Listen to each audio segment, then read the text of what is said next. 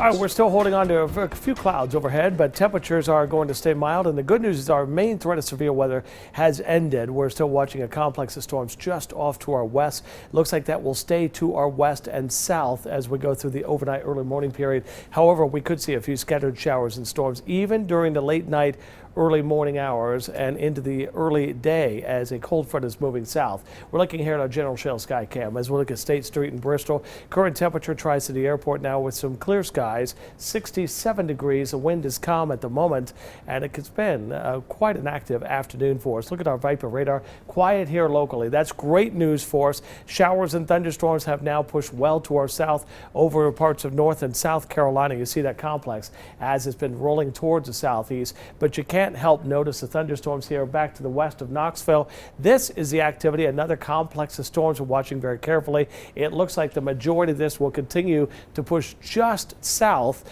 of the Tri-Cities, affecting areas like Knoxville and Chattanooga, pushing into western areas of North Carolina with time. And here is a look at the next hour. You see the Tri-City area right here. There's that line of thunderstorms we're watching, that whole complex. And as we go through the next hour, watch how it again is forecast to push right towards the southeast. And if it continues that, the majority of that severe weather staying off to our south. But keep in mind, we're going to see some of the outflow boundaries from that, which will kick off a few scattered showers and storms even for us during the overnight early morning period. So just want to give you a heads up on that. And here's what's interesting. We look back at the storm that hit us this afternoon. I want to take you back to 629. We often talk about cloud heights, how high those clouds are in the atmosphere. So when you look at the thunderstorm complex, you see that cloud bubbling up. Well, here is what we had: 50,000-foot thunderstorm tops just outside of Jonesboro and just to the west and southwest of Johnson City. Watch what happened though. This is 629. Watch how that cloud top quickly diminishes. That's when we have the outflow and the downdraft. So the thunderstorm reaches 50,000 feet. It starts to collapse and that air races down to the ground.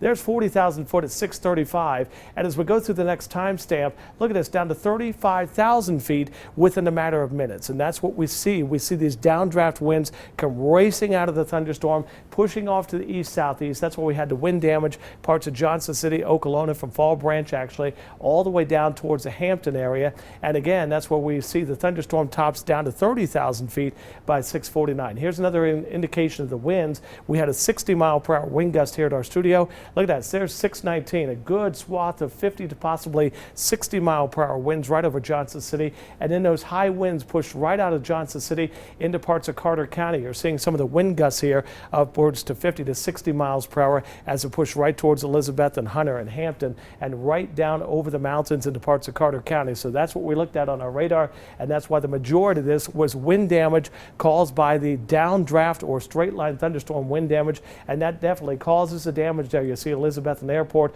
also around the Watauga Lake area. And one more shot, you see the trees just snap here in the Hunter community as we see those winds all in one direction racing out away from the storm upwards to wind speeds over 50 to 60 miles an hour. Look at our temperatures right now holding in the 60s, and overnight we're going to find that threat for the scattered showers, but for the most part the heavy severe weather threat staying off to our south, while for us we'll just find those scattered showers overnight. 60% rain chance. So overnight low temperature down to 68. Tomorrow's high 88. You're still going to find showers and storms, especially early. That front pushing off to our east and south, and as a result we'll see a drier pattern tomorrow night into most of Sunday. Could see those storms are returning late Sunday night into our Monday as yet another complex of storms heads our way on Monday. Something that bears watching. We appreciate though everybody connecting on social media, sending us all their weather reports and weather photos tonight. That's extremely helpful. It certainly helps us a lot. Tells the weather story. I think we're going to be careful in the morning when we sort of venture out. We're going to run into a lot of stuff. Yeah, a lot of trees still blocking roads across parts of the county. So keep